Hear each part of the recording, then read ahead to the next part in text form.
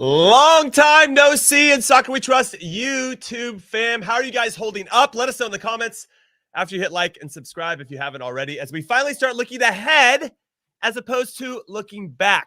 So let's get after it. Yes. What is up, everybody? And welcome to Mike Burns' favorite podcast in Soccer We Trust. I'm Jimmy Trash Can Cream Cheese Conrad. Conrad, should add that one too. Alongside the pride of New Hampshire, Charlie Chuckwagon Davies, who's actually a little bit late. He'll be joining us soon. And everyone's favorite left back, unless you're Bob Bradley, because that would be Jonathan. But I'm talking about Hollywood Heath Pearce. And yes, I chose violence when introducing Heath today. And today we're going to jump back into the club scene for the U.S. men's national team player pool and take a lap around the world to see who is doing what and when. But first, Heath, I've decided that I need to see something from all of our players this weekend, all of them. And are you ready for this? Are you sitting down? You're sitting down. I can see you're sitting down. Hope everybody else is sitting down too. I want to see our guys. Hold on, Jimmy, hold on. Let everybody get a chance to sit down. Okay, sure. Okay. And if you're listening in your car, stay seated. Seatbelts. Put your seatbelts on. I think we've given enough time for people to sit down because I don't want anybody to pass out. I have no idea what you're going to say, but this is a big one. This is a big one. Maybe too much hype here. Okay. But I want to see our guys, all of them, play with a chip on their shoulder. When I look back on those two games, and I said we were going to look back, we're looking forward, but I think we lacked a little bit of that. And that's something that's, I think, core to our identity, where we have to play like we have something to prove. And it didn't look like that. And that's not something, Heath, and you know this, that you just flip a switch and it happens. Like all of a sudden the World Cup starts. Now we got something to prove. This is an everyday type of thing. This is a habit and a discipline that you have to build. And it doesn't just start in games. It starts in training. Are you stepping up and being the guy? Are you leading? That's what we need. And we need all of our guys to start to switch into that mindset. So I don't know. And I assume, and I wanted to get your thoughts on that in particular, but then also, what do you think Greg is doing now to send texts to guys? What is his exit? You know, when we had exit meetings with the national team coaching staff, what did you think he said to the guys on the way out? And also, I want to welcome Charlie Davies in, who is that a turtleneck? Are you wearing a turtleneck? I am. Oh, fuck. Chuck Turtleneck Davies. Charlie Turtleneck. Charlie Turtleneck, dude. I love it. All right, so Heath, you go first, and then I think Charlie will be able to catch up based on what you're saying. Yeah, I mean, just for a little anecdote, just to start with a little exit meeting story. I remember, and I brought this up to Bob Bradley, so I'm comfortable saying this now, but I brought it up to him when I was doing an LAFC game, and he laughed and said that I was playing into the stereotype of him, and I was like, Bob, no, I was there. Like, I experienced it. I'm not telling the rumor. Like, I lived it.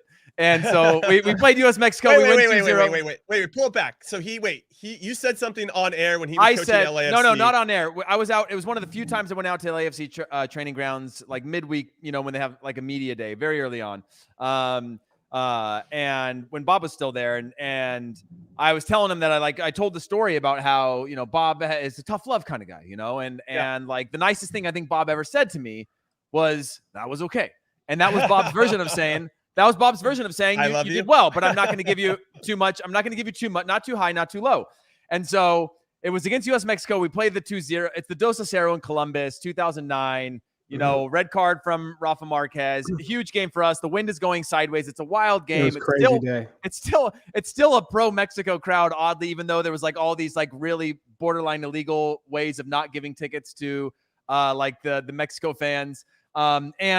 I met him in the next morning and for a coffee down in the lobby, and that was his words. He was like, "You know what, Heath? That was okay." You know, and I knew, compared to like the death stare and okay, I now had a spectrum, right? Which was, the death stare was, you're never going to play on my national team again. Or I'm going to have Jesse Marsh come tell you you're never going to play for the national team. And that was okay, being like, hey, that was a good performance. We just got a Dos a Cero, and you did well. And I was in a time period in Germany where I wasn't playing week in and week out. And so, you know, in I guess you put all that together, I remember thinking like, okay, I've got to figure that out, right? And so when we're talking about exit meetings, you really have to get an understanding of a coach. I talked about Bruce Arena, where my exit meeting from that January camp where we played 4 games in the very beginning was like, hey, that guy's better than you right now. You need to get better. And that's okay, but you need to get better if you want to beat that guy. And those are the types of things that like you build a relationship, and you also have to understand a language of a coach, right? We all use different words. We describe things differently. And so I know this is a super long-winded story, but I'm saying like for exit meetings, a lot of it is in the value of what you're saying and how it's being interpreted, right? And how they're going to respond to those messages. You could light any player up from that camp, but is that the right thing to do? And are there players that you can, and there's players that you can't? Okay. So Charlie, I started off before you hopped on saying that I just want to see our guys play with a chip on their shoulder. I think we lacked that a little bit over the 2 games. And I want to see that back because I think that's core to our identity as a national team. And that we should never lose that. Or even if we start, producing Champions League winners every single season, we should never lose that chip on our shoulder to always feel like we need to prove something. And that happens in training. It doesn't just happen when the games start. You can't just hit a switch and make that happen. It has to be a habit and discipline. So I want your thoughts on the chip on the shoulder. But then also, what do you think is being said by Greg Berhalter in these exit meetings with his players? Because as Heath correctly stated, you have to handle everybody a little bit different. You do. I mean, that's the art of coaching. You can't coach everyone in the same manner. Like you knew with Charlie, you couldn't curse at him because he didn't like curse words. You had to say, "Hey, Charlie, I'm gonna kick that bottom of yours if you don't get it together, buddy." Buddy. If you cursed at me, it was a wrap.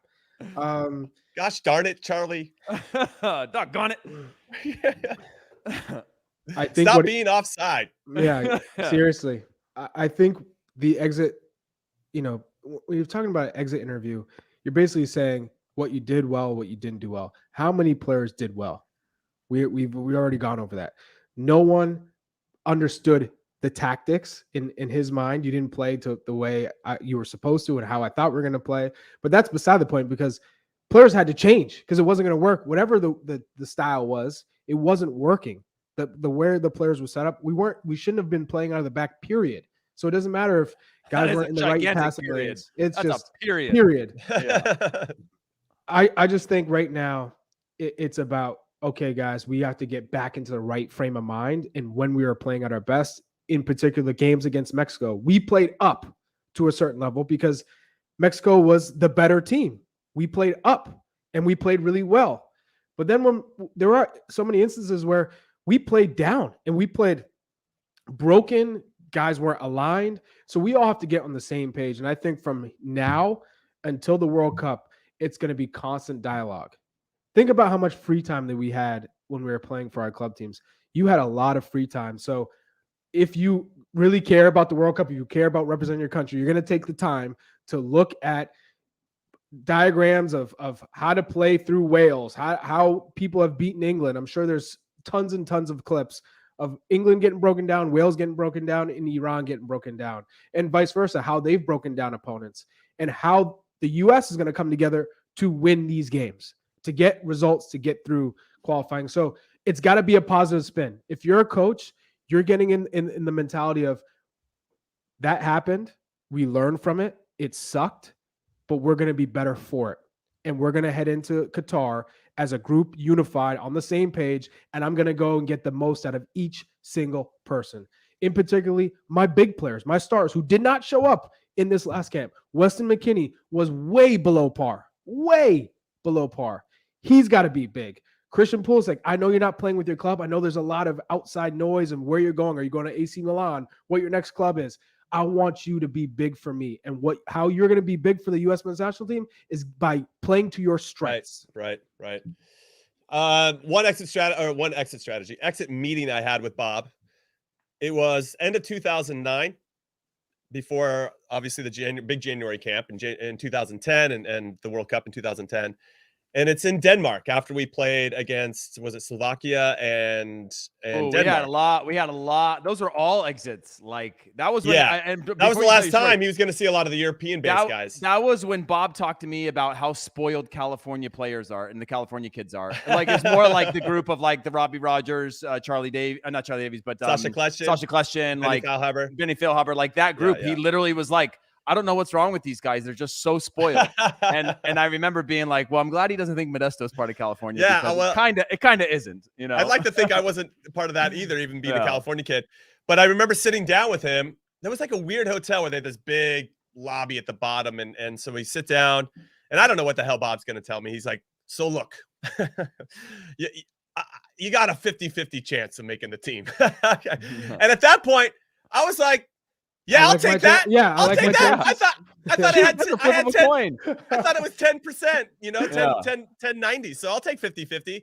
Of course, I was captain in our first friendly in January. I got a red card in 15 minutes and never played for the national team again and went out in a blaze of glory, everybody. But at that point, that was an important exit meeting for me. And I came out of that thinking that, to your guys' point, that I had a chance and I would bet on myself in a 50-50 situation. Obviously, I didn't make the most of it. So that was unfortunate for me, but I'm just curious as to what Greg's doing. Is he putting his arm around certain guys? Is that what they need? Or do they need a kick in the ass, or sorry, Charlie, kick in the bottom? It's both. I think it's both.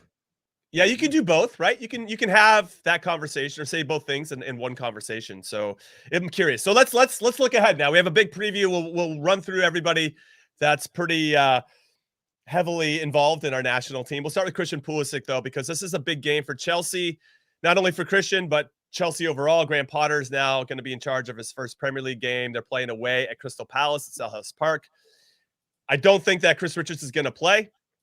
I really don't see a situation for him to play against Palace. The last time, maybe if they had a lead, they want to bring in a defender to make that happen. But the last time they did that, they were up 2-1 on Manchester City. Chris Richards came in, and then Erling Haaland scored. Erling Haaland scored 3 goals in 28 minutes to win 4-2. It is Man City, though. Yeah, that's fair. And Erling Haaland is an absolute unit. So we got to take all that into consideration. Well, I don't think we're going to see Chris Richards, but maybe we will. With regard to Christian Pulisic, though, I'm very curious as to how Graham Potter is going to use him, if at all. There's rumors coming out now. Fabrizio Romano, one of our own here at CBS, he said that Christopher Nkunku is looking to sign a potential deal for the summer of next summer in 23. That's not a good sign for Christian Pulisic, obviously. That Graham Potter's already coming in, and they're already looking to find players that play in a similar position to Christian. I think he's going to be on his way out. So Charlie, I'll come to you first as our resident attacker here. No disrespect, Heath. I know you like to bomb forward sometimes. All the time. It's going to be a process, no matter who the manager was. For Christian, he has got to earn his way. He's got to earn the trust of the manager, and he's got to earn not only minutes, but he's got to earn playing time in training. And it goes to back to every single day. No matter if a coach sees you in a positive light or negative light, if you perform every day in training, you're going to sway him. You're going to grow on him. And then ultimately you're going to get an opportunity. And I know once you get past a certain threshold, you feel like you shouldn't be put in that position where you have to earn your starts from coming in as a substitute. And sometimes, you're down a goal, you're not getting the ball, or you're up a goal and you got to defend and you're not really getting to a chance to attack. You can name a number of different circumstances coming in as a substitute and not feeling like you're getting a proper chance. But if that's the way it's got to be, then that's the way it's got to be. And he's got to come with that mentality of whenever I step on the pitch, I'm going to leave a positive impact. So Graham Potter goes back in the locker room and goes, I got to get more minutes out of him because he's too damn good. That's just got to be the mentality. And I hope that he just gets an opportunity because of his performances in training. Well, the projected lineups that I'm seeing around don't have him in the lineup. They got Havertz on one side, Sterling on the other, and Aubameyang up top with Kovacic and no Mason surprise. No surprise. But I'm curious to see, to your point, what he does with his minutes, because we could argue, Heath, that he didn't really take either of the games of Japan and Saudi Arabia by the scruff of the neck and said, I'm going to take it over. I'm going to figure out a way. We saw moments where he drops in, and then he slaloms through like 3 guys and he gets fouled, and then we go from there. But I've seen some chatter before you jump in. I see some chatter around the internet, and there's a lot of chatter on the internet that says that maybe Christian Pulisic has peaked.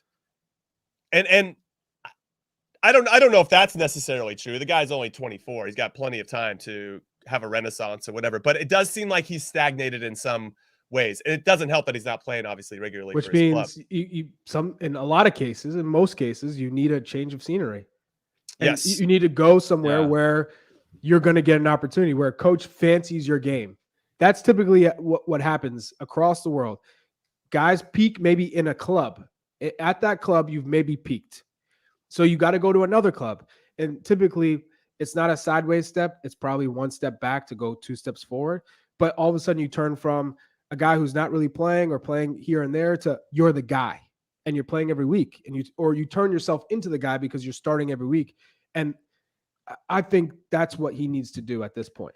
Well, I think I think there's a belief go. I think there's a belief that the Christian Pulisic that we want is going to be the biggest, best superstar we've ever had. And by that, we mean through the lens of an American sports fan, which is, well, how does he compare to the top 10 players in the world, right? And I don't think that's what it's going to be. Now, it becomes incremental growth and marginal that we're going to see, but we saw him take over games in the Bundesliga. The Bundesliga is not the Premier League. Bundesliga. Well, is even not when he Champions joined Chelsea League. initially, he was taking over games under Frank Lampard, and I know that they had less competition because they had the transfer ban at that time. And yeah, but and like I get it, he But doesn't then he necessarily dropped have off there too. Yeah, and he He doesn't did. necessarily have a final product, right? Like he's not like a bona fide goal scorer. He hasn't added little pieces that you go, how do you take him from like a winger or like an kind of introverted winger that drives inside from on the weak side to being like a 10 and 10 plus goal and assist player a year? Maybe that's not the case. So like Charlie said, maybe it is a step back to find your 12 goals, 12 assists type of season in a league where you can be the dominant force, you can be the go-to guy, you can have a little more stability, because I don't think we've necessarily seen his upside. But we are seeing sort of a stagnation, so to speak, right now in terms of like, we know he's fantastic, but is he world-class? There's a delta there. And we saw him trending in that direction. And I feel like he's hit a little bit of that wall right now that he's plateauing. That doesn't mean that it's a ceiling. okay, so say he goes to Milan. He's got Rafael Leao. I mean, he's not getting in over Leao. No. Junior Messias is pretty good as well. They have Saelemaekers. They have a whole bunch of players that are pretty solid. I mean, he's still going to have to go and fight. And I not to say that he's not going to fight. I get that. But what about Juventus?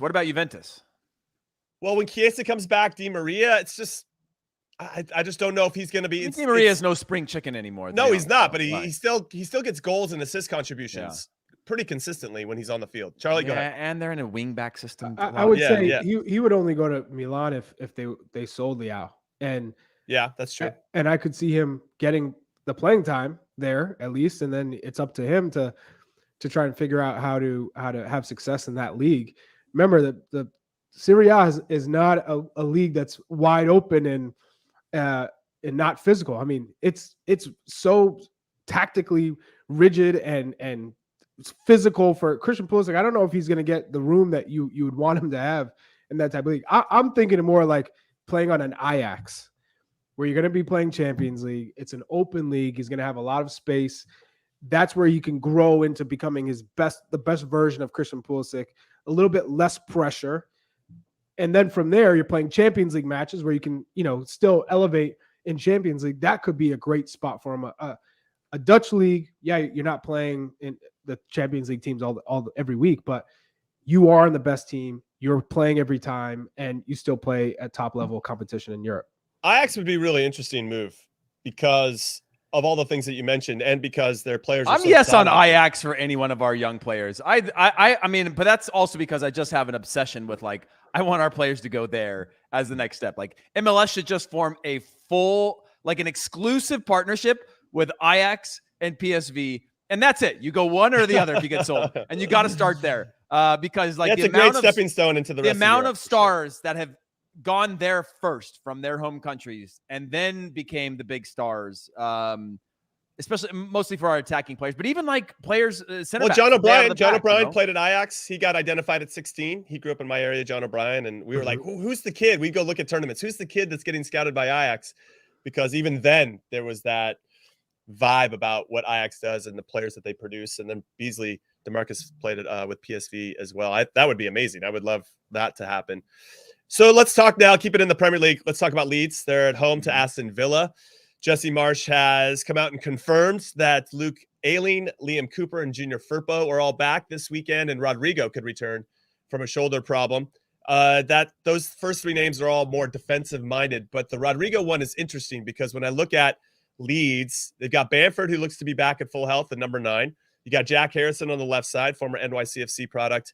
And then if Rodrigo comes in at the right, you also have Sinisterra, who just scored 2 goals for Colombia against Mexico, who scored 2 very good goals, by the way. You're not going to sit Sinisterra. So you got Sinisterra on one side, Harrison on the other. If Rodrigo is ready does Brenden Aaronson have to make way? That's interesting. And then you got Tyler Adams, obviously. And this is a big game for Leeds overall. Heath, I'll throw this one back to you to start. What are you expecting here? Do you think Jesse would even consider sitting at Tyler and Brenden, given the minutes that they put in with the US? I mean, that tends to be a theme, right? Which is like minute management, right? Load management is a really important part. And while they didn't have to travel much, I think that takes away a lot of the things that we would go through when you go through qualifying and you come back on 2 days before a match and you're exhausted and jet lagged and also coming off of minutes played and all that stuff taken into effect. I don't think you necessarily have to, maybe you're second, third sub out or you're rotating them, but like they've been core to the team.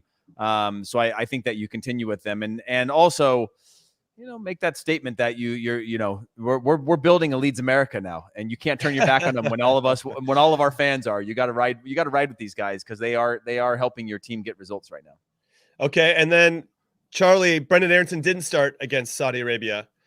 And when he came on, I don't really remember him doing much. And he was relatively quiet against Japan as well. It looks like at the very least, even if he starts, he's going to be central. And I don't know if that's what's best for us, from thinking through the lens or looking through the lens of a U.S. men's national team perspective. We kind of want him out on the wing because we feel like he's better there. You just want him playing.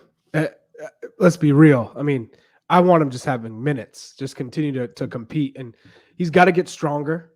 And he's got to figure out ways to get on the ball and beat you just outside of just running and moving into spaces. So it's a great league. I mean, it's the best league in the world. I just hope he gets a chance to continue to develop and be the player that we need him to be with the U.S. men's national team. Yeah, I'm curious too, and I'd love to get Jesse's thoughts. We got to get him on the show at some point. Yes. You know what? I promise to everybody is we'll get Jesse on the show before the World Cup begins. That's my new goal and our new target at this point because I want to get his thoughts. Did you just promise that? I did. Okay, cool. Is that something we'll see if I can follow through? That's my goal at this moment. I personally, Jimmy, believe that you're telling the truth right now, but we've also got to make it happen. No. Jesse said when I went over to Leeds, he said that he would come on the show. It's just a matter of when that works best for his schedule, as also as when Jesse's 72 and he's like, Jimmy, I promise is a promise. I know it's 2046, but I didn't say when. That's true. He could give me the I didn't say when excuse. Yeah. Keeping it in the Premier League, we got Matt Turner with Arsenal, the North London derbies against Spurs. He'll probably be watching it just like the rest of us, but he'll be having better seats, of course. I think he'll be behind Aaron Ramsdale. It'll be awesome if he did get to play. Staying in England, though, Zach Steffen playing away to Coventry. That'll be, I'm going to be watching this one because I want to see if he starts. That's on Saturday at 9 a.m. Eastern on ESPN+. And I think if he wants to be back into consideration for the number one spot, even though Bruce Arena already thinks he has it, he's got to be starting and he's got to be lights out. And Coventry are the worst team in the championship, the bottom of the table. Borough are only 2 spots above them. So a little intrigue there to see if Chris Wilder maintains his position as the manager if they struggle, especially against Coventry. Ethan Horvath plays today away to Hull City at 2 p.m. Eastern on ESPN+. He just has to be solid. I think Horvath's got the number 3 spot. He's just got to be solid for the next 6 weeks to get into the squad. Let's keep it in the championship, though, and talk a little because Austin Trusty isn't really part of the festivities this time around. Nope. So let's just talk about Josh Sargent.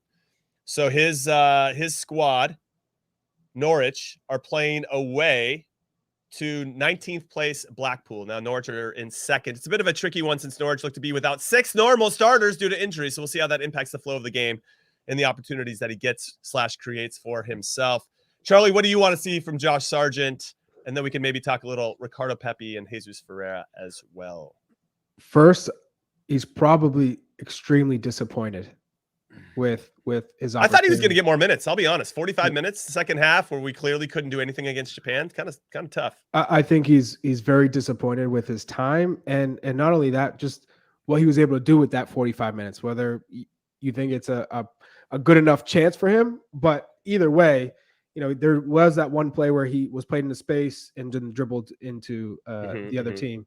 So now it's trying to overcome that letdown, that disappointment. He's done it time and time again with both in Germany in the Bundesliga and here with Norwich in the Premier League. So he's got to get back on his goal scoring tear and get it and just stay in form with his club.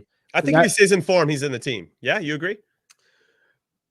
I mean, at what point are you saying like every game he's scoring a goal? No, or, but like just being dangerous. I don't expect him to score every game. I expect How many goals does he have at the moment?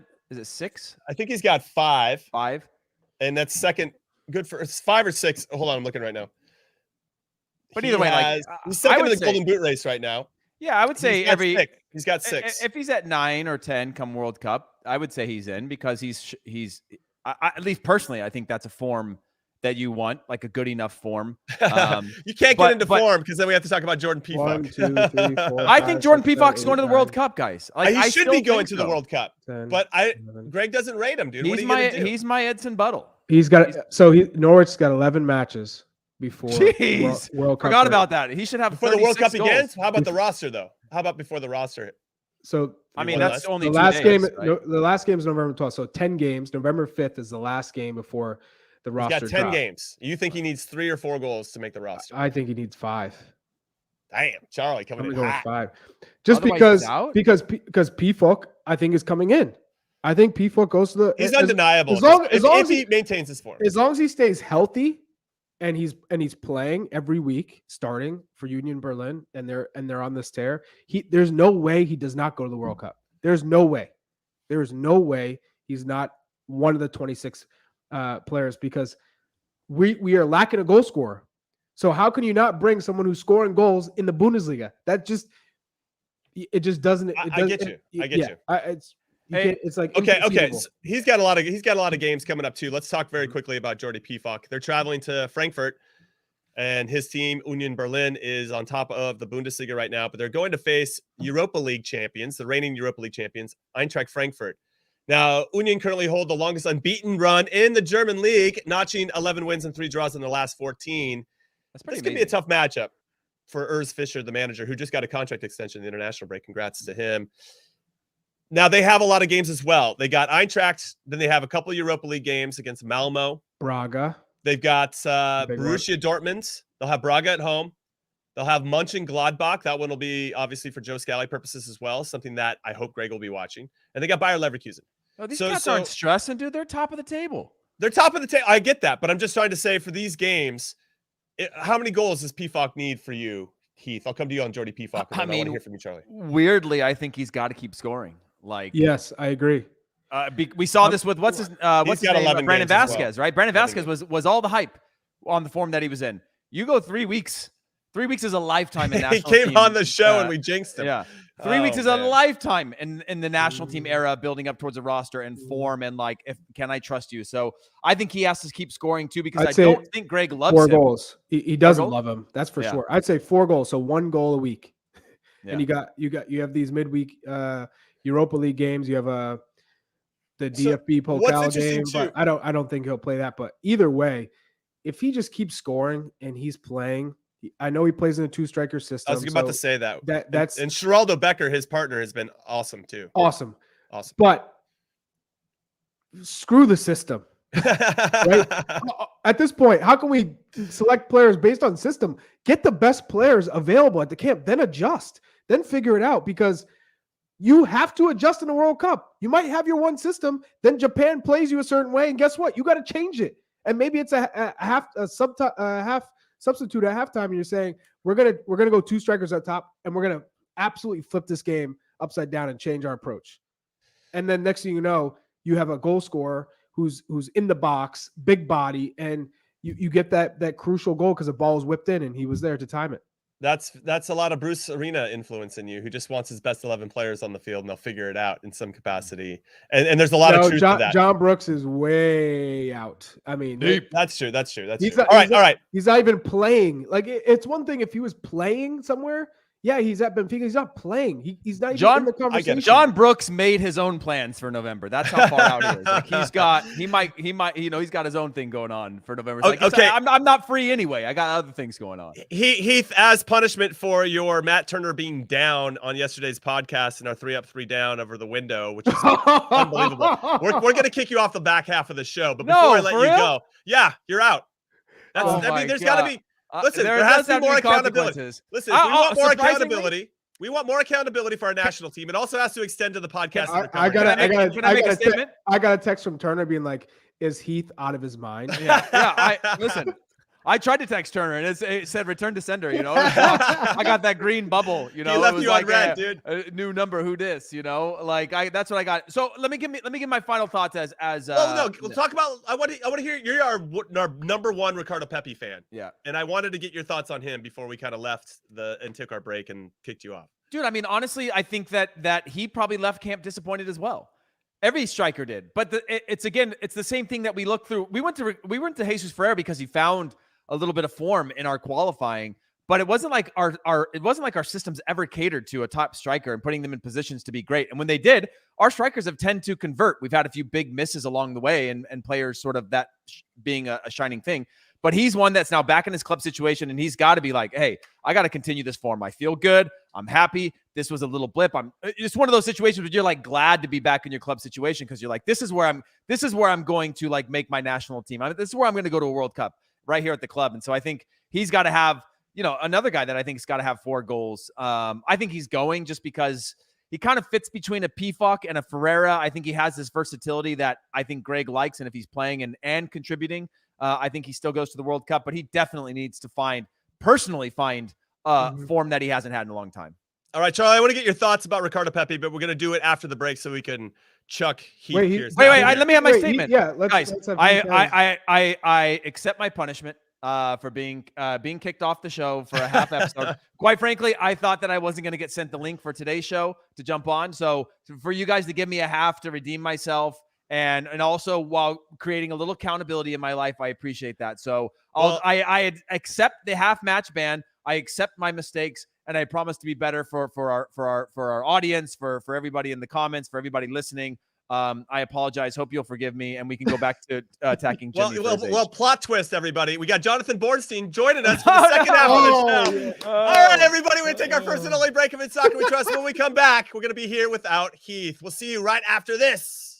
The UEFA Champions League on Paramount Plus. 9 months of heart-stopping, hold-your-breath exhilaration. That's brilliant! With more magic and more drama. While a former Bavarian nails the back of the net in Barcelona, an American trades his stars with zebra stripes, and a Norwegian creates sky blue spectacles. Oh, so stream every sweat-soaked second of regulation time, stoppage time, and extra time. Beyond magnificent!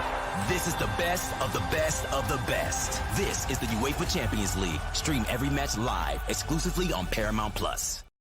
Welcome back to In Soccer We Trust. Chuck, how awesome would it have been had I had Johnny Bornstein ready to go? Amazing. That would have been amazing. And now I'm kicking myself for not having that in place. And I just thought of the idea right before Heath got off. All right. And people are asking, what did Heath say? Well, we had a 3 up, 3 down segment yesterday.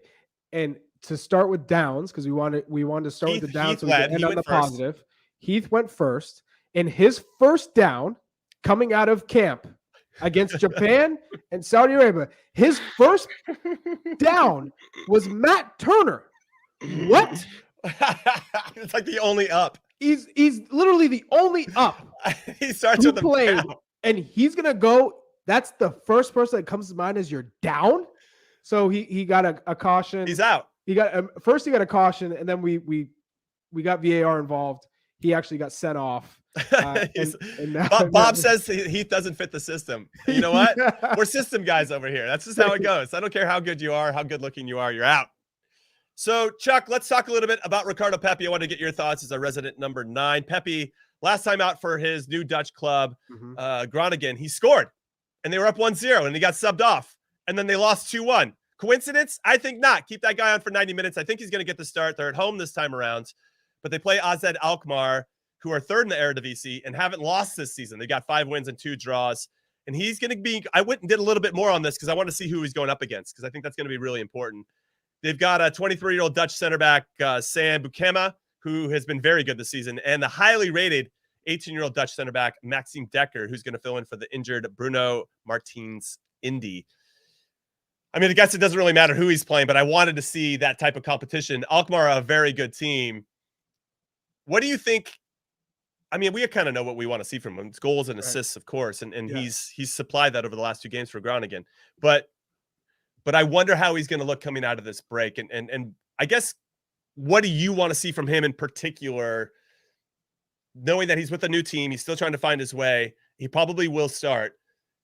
that's going to lend itself to building confidence so that he can be awesome for us when we kick off against Wales.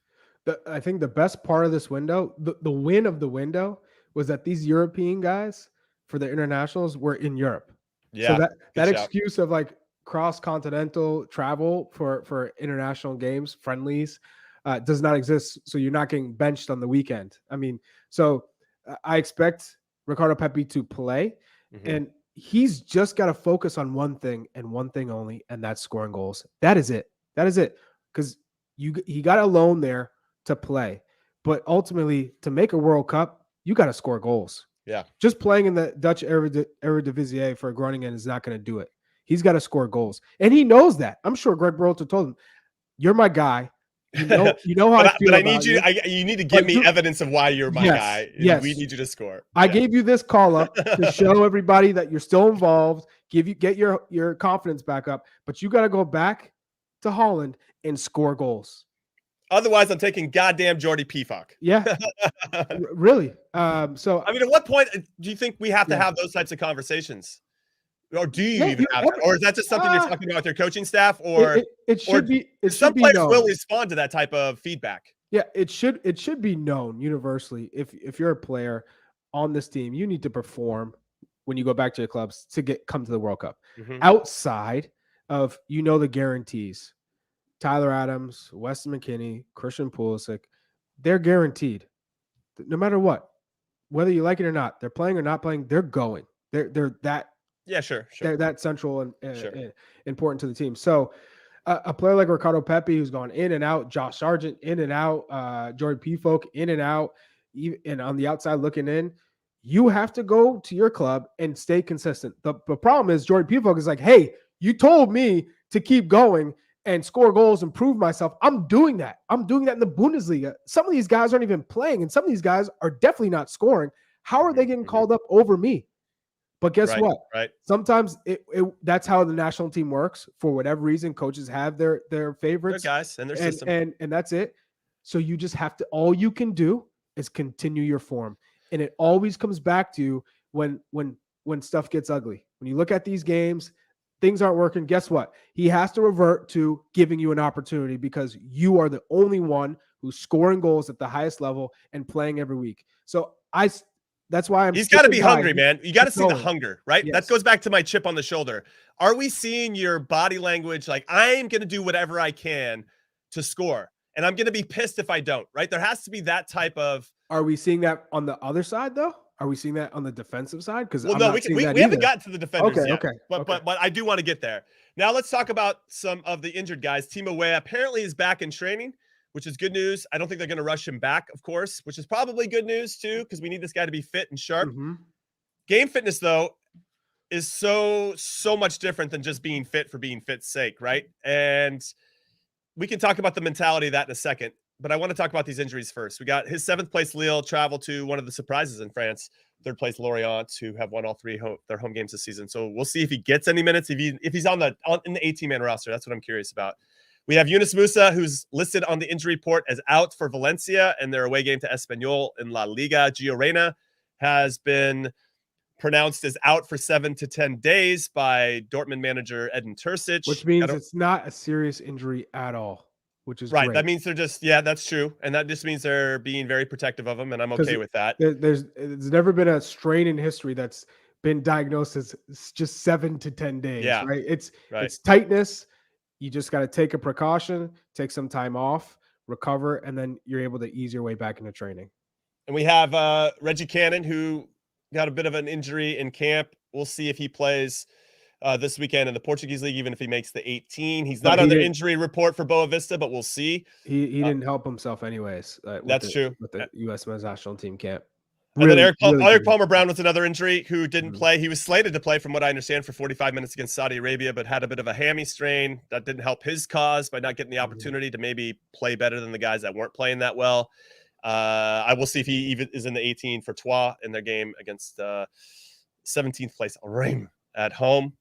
He's been solid for Troyes this season, so we'll see if he gets in there. Antonee Robinson, another injury, back in training for Fulham after hurting his ankle almost a month ago against Spurs. So this is obviously amazing. Oh, news. Jedi, let's go, Jedi.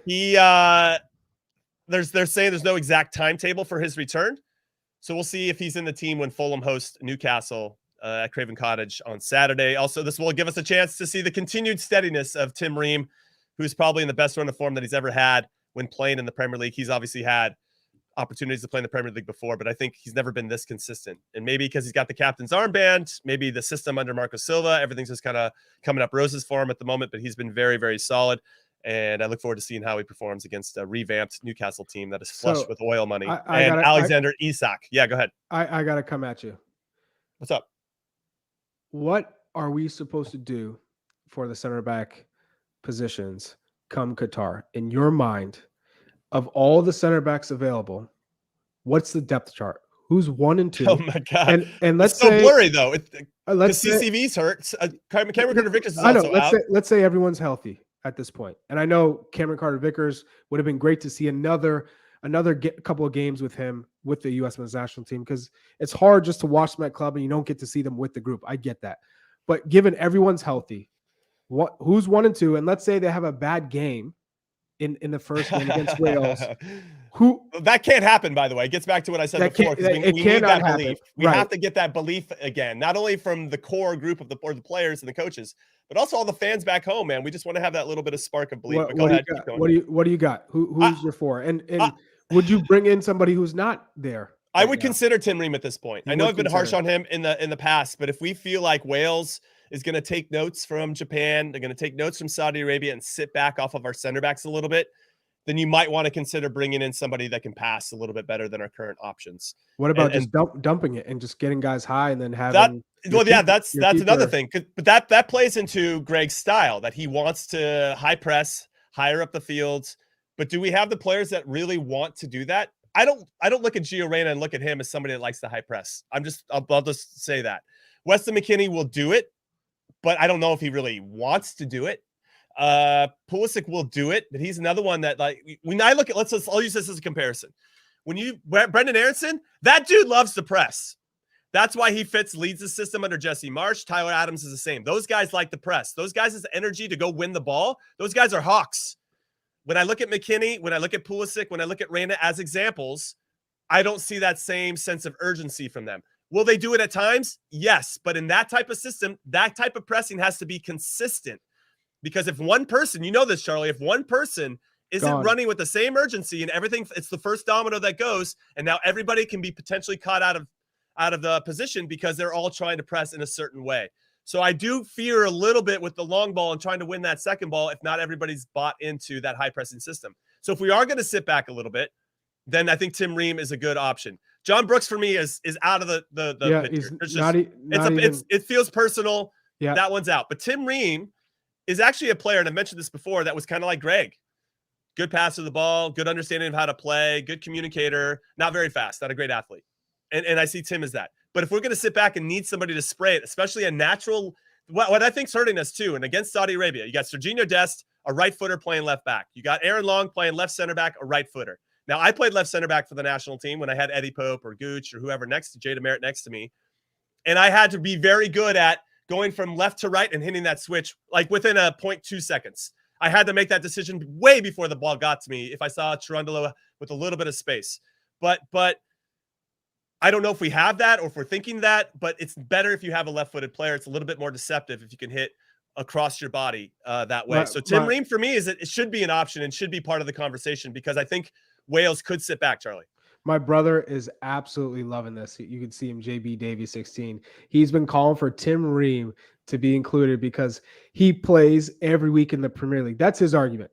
How is he playing every week in the Premier League? I get your system and he's slow. Yeah, right. But if you drop deep and you want players to spray the ball and play out of situations and smart and someone who can like organize a team and also say, hey guys, stop this riffraff. We're going to play a certain way. That would be the guy that would make sense to be included. Now, you don't have to start him, but you know, in terms of being one of the 26, he thinks that makes sense. I agree. What I'll say is, and when you're asking me about the center backs overall, we need leadership from that position. And I'll give you an example. Aaron Long against Japan makes a mistake, makes a bad pass 30 seconds in. I watch Aaron Long. He's only worried about Aaron Long. in that moment. He's not solving problems for the team anymore. He's only thinking about Aaron Long. And I get it, man. There's so much pressure. These guys I get it. I understand why that happens. But what we need is center backs that aren't just thinking about themselves. They have to think about the whole team. That's the position. They can see the whole field. It's super important. They have to lead. They have to put people in good spots, both with or without the ball. They have to put out fires before they start. I think for us as the center backs, once the game opens up, can you get the ball to the playmakers? Because you don't need to make the game. What you need to do is get the ball to the players that do make the game and give them a little bit more time on it. When you look at that Japan game, Japan was baiting us to play those tough balls into our playmakers who had people right up their ass. Like, it's impossible for them to do what they want. Pulisic can't turn every single time. Every once in a while, sure. And the weight of the pass was usually way off. Oh, dude. It was too soft or rocket yeah. into him. It was crazy. It was crazy. And I know the field was a little bit spicy or whatever, but Japan had to play on the same field. So I don't really use that as an excuse. So that's what I would be looking for. And Tim Ream brings that as well. He brings some leadership. He brings some calm. And I think he's got enough experience where if everything's on fire, he can still okay, we're going to solve this. And I think Walker has that as well. And he's going to need to have it. And Walker has that maybe more than the others. If Chris Richards makes a mistake in a game, I don't know what he's about enough to know. Is he going to be in his own feelings? Is he only worried about his stuff at that point? Like when the World Cup, what I loved about playing in the World Cup, Chuck, is that you didn't have time to worry about what just happened because the next play is right there. It's 1,000 miles an hour. And you only have to think in that moment and maybe the moment of next. You have to anticipate what's going to happen next. Do you see a lot of Walker Zimmerman in you? Yeah, there's a little bit. I think I might have a soft spot for him. And not only because we have similar playing styles in some ways, and I don't know, I haven't played next to him, so I can't really speak to his leadership. I'm just assuming that happens. But you can see that there's a respect there. And Greg wouldn't give him the captain's armband otherwise. And you can see the players listen to him, which is important. But because of his age, this is his last go to make the World Cup team. He's not going to make it in 26 at 33 years old. I was similar. I played in the World Cup at 29. I knew that was probably going to be my best chance to make it happen, and I made it work. And I got to hold my own against some of the world's best players, which is a huge, huge thing for me. We didn't do much as a team, but I was excited that I got that opportunity and prove myself. I can see a lot of that in him, some urgency of this is my last chance to do that. So I relate to him a little bit there. Now, Tim Ream is 34. That's no spring chicken over there, Charlie. But that's what I would be looking for in the center backs. When you say 1 and 2, I think number 2 could be situational. If Walker's our number 1, even if you went with Walker and Ream, there's some kind of comfort level there. I don't know how comfortable you would be with Zimmerman and Ream, but I'm kind of curious your thoughts. And anybody else listening, if you want to hit us up at ISWTpod on Twitter or right now in the comments, do it. I wouldn't be comfortable because the way Walker plays, he dives in.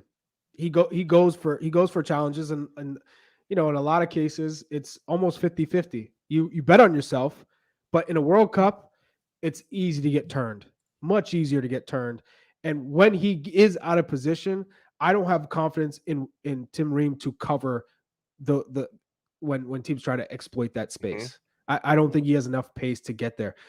That's if you play the high pressing style, which is what Greg wants from his players. So you're not helping Tim Ream in that instance at all, especially when you're sending Antonee Robinson all the way to hell up the touchline because Christian Pulisic comes inside. So now you're getting your width from your left back, and Antonee Robinson stays high.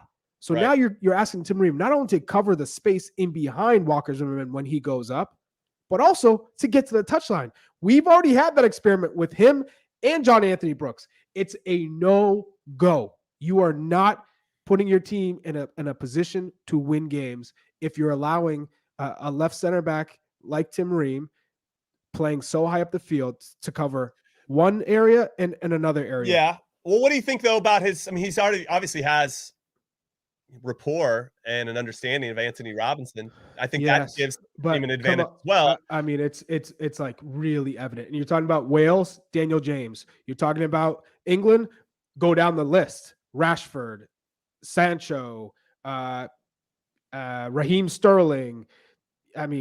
Just pace. You were Rashford, Sterling. It's just too many players who will absolutely eat you up. You give them that much time and space on the touchline. So for Saka, it's just they have loads and loads and loads of wingers with pace who are amazing at 1v1. But with Tim Ream, he's already had to deal with that in the Premier League. Yeah, playing when he has playing next to Antonee Robinson. when he only has 12 feet behind him from him in the No, goal, I get that. and I get everyone's that. on top of No, him. no. I understand there's some limitations with Tim, and when he gets isolated 1v1, even so far in the Premier League, which hasn't happened much, but the guys do get a little bit of space to necessarily do exactly what they want, but they get that chance to get across, or they get a chance to get a shot off, or whatever. I see Jason Peters' comment. Sancho not that fast. I'll take Sancho in a foot race with John Anthony Brooks and Tim Ream all day. So anyway, I think Tim Ream should be part of the conversation. Yeah. So I guess what you're saying is you take either Tim Ream or Walker Zimmerman, and then you want an athlete next to him. And if that and in your mind, Chris Richards would be that athlete. So you would take Richards and Ream? I will take Richards. You start them against Wales. No, Richards and Zimmerman. I'm still Okay. So who plays the left center back position then? Is it Zimmerman or Richards? They're both right footers. Well, Chris Richards has played there in the Bundesliga. He's played That's there true. On the left side of a three. He's played on the left side of a three. Yes. Yeah. So he would be mighty comfortable playing in that position. And again, the only way Tim Ream plays is if we're going to play that way against Japan. And that was because our center backs dropped so deep, which takes away Matt Turner. Yeah. If you have a goalkeeper who's supposed to be good with their feet, you're absolutely taking them away when you're sitting your center backs on either side of them in the 18-yard box. It's pointless to have a goalkeeper with feet at that point. Only if you're going to sit back and drop and defend with no space in behind you, then Tim Ream should be in the team. Yeah, but that's not how we're going to play. So it doesn't make sense. I know it's a bit moot, but yeah. I also, man, I want to bring in the fact that there's a level of trust, because when I think about Aaron Long, he made that mistake and he made a couple bad passes. And I look at right when that happens, I actually look at the rest of the team. I look to see what their body language is. And a lot of it was heads down. Like it's almost like they expected him to make a mistake or disappointed that we can't like connect passes. You can see their frustration level go.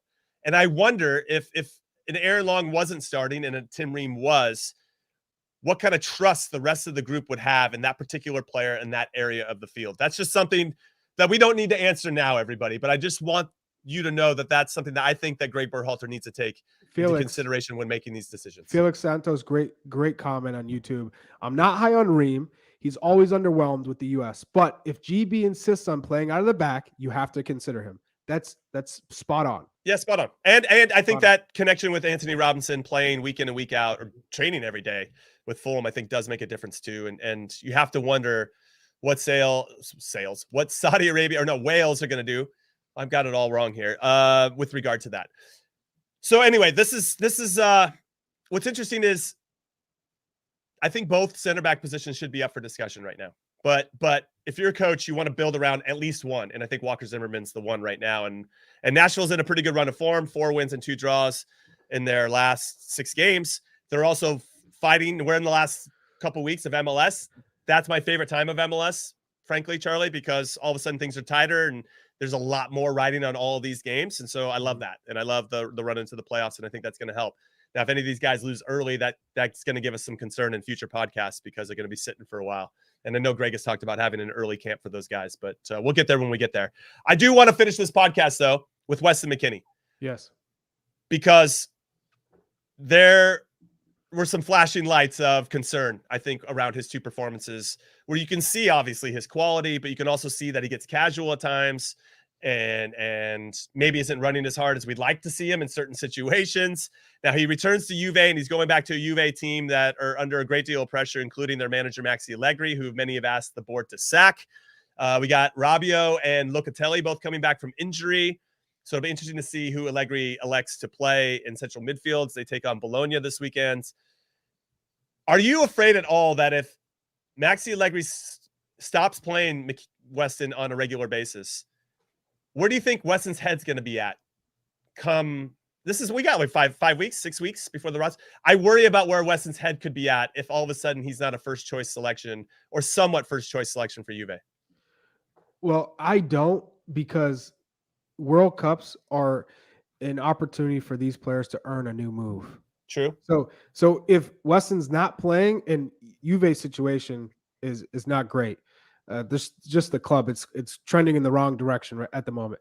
If he doesn't play, then you come to the World Cup with all this hype to say I gotta be better, And if I want to earn a move somewhere, I think I've built a pretty good reputation at Juve across European clubs that I got to show my brilliance with the U.S. men's national team and dominate the midfield, help this team get out of the group, and then we'll take it from there. You can't come in, no matter what your situation is, you cannot come in head down and negative. You have to come in positive and want to make a difference. And I think Weston, we don't talk about him enough because he hasn't really risen to the occasion that we need him. We need him to be so much better because we know how good he can be. We've seen him when he makes some incredible goals with Juve, when he has some of these performances that keep him playing every week at Juve, given how many players they have in the midfield, other options. We need him to be better. He especially played extremely poorly these past 2 games. Yeah. And I think it comes down to his positioning. He's too high up the pitch. He's not an attacking midfielder. He's not a 10. He's not a creative midfielder. He is one that is more of a defensive 8. He can play 6, but he's more of a defensive 8, win aerial challenges. He's great in the air, set pieces, both attacking and defending, and then breaking up plays, getting into space, that just covering ground. That's when he's at his best. Don't play to his feet and think he's going to dribble out of trouble and play these brilliant balls forward. That's not his game. No. I was going to say that I don't really know what his best. I mean, obviously it's central midfield, but I don't really know how to tag him the best. Defensive 8 is interesting because that means he's going to be dropped down a little bit deeper to go pick up the ball to help his transition. And his back to goal play, I don't think is great. He's better. To your point, I think he's better when he's forward facing and picking up a second ball and playing from there. I will say that I was excited when he made a couple runs out of midfield up over the top against Saudi Arabia early on. I thought that was really effective. And we got away from that a little bit, or maybe Saudi Arabia just took it away from us. And I think that's been once they dropped off, that was clear. They were trying to suffocate that area of the field, but we stopped hitting that ball too. So yes, what I do love about Weston McKennie, and this is going to kind of put a button on everything I said at the beginning, he's probably my favorite player on the national team when he's playing with a chip on his shoulder. That dude takes it to the next level, especially when he plays against Mexico. That dude like raises his game 10 steps because the Mexicans are disrespectful to him, and I love that he sticks it to him every single time that he plays. And I only kind of wish that he thought we were playing against Mexico every time he stepped on the field because he just has a little different energy for those types of games. And I want to see him have that chip on his shoulder in a positive way, of course. We can see 100%. At times chips on his shoulder, and you've been around players, and we've probably gone through it ourselves, Charlie, where a chip on the shoulder can hurt us, right? Sometimes it's a big strength, and sometimes it's a big weakness where we're demanding things that aren't ready at that particular time. That's I could get into more of the mental side of the game, I guess, on a later podcast. But this is Weston McKennie. I'm very curious to see what happens for him in the next few weeks as guys get healthy and where he's going to fit into this puzzle for Juve because they're struggling right now.